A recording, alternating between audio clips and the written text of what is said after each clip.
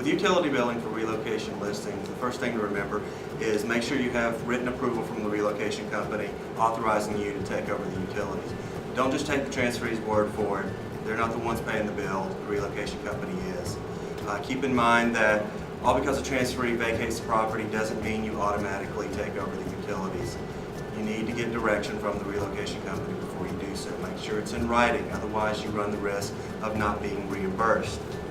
Many times the relocation company will instruct you as the agent to take over utilities in your company's name, in your broker's name. Just keep in mind that Gary Green's policy toward pre-marketing utilities is for the agents to take the utilities on in their personal name and not the company name.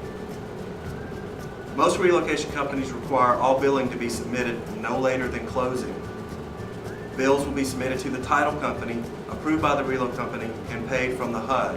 So as you get closer to closing, realize that any expenses that you've incurred, you need to submit to the you need to submit to the title company to be reimbursed by the relocation company at closing. Many companies, relo companies, will not reimburse you after closing. In most cases, when you do your final billing for the title company to be paid at closing off the HUD, your final utility bills will not be ready. You typically won't receive those until a few weeks after you turn off service, in which case you need to estimate your final bills. You need to determine the average use of each utility per day and then multiply that times the days that you're carrying the property's utilities and then submit that to the relo or to the title company to be paid by relo at closing.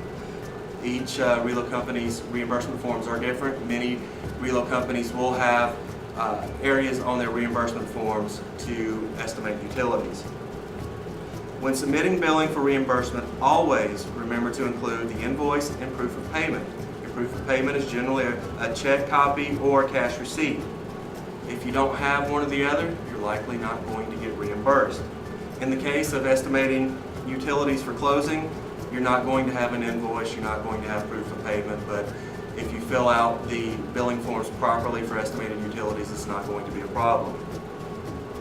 When billing, you do not submit bills for refundable deposits. You're not going to be reimbursed by the relocation company for those. In such instance, $50 deposit for turning on the water. That's money you're going to get back from the water service company once service has been disconnected. The relo company is not going to reimburse you for that. You will get that money back from the water or utility provider.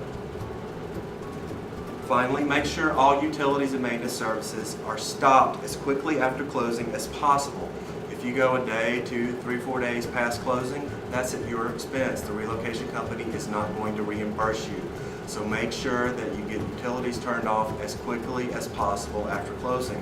Also, while keeping in mind that to keep within contract guidelines, for the seller, utilities have to stay on through closing, and especially for the buyer's walkthrough. But again, you have to make sure that you get the utilities off as quickly after closing as possible, otherwise it will be your expense.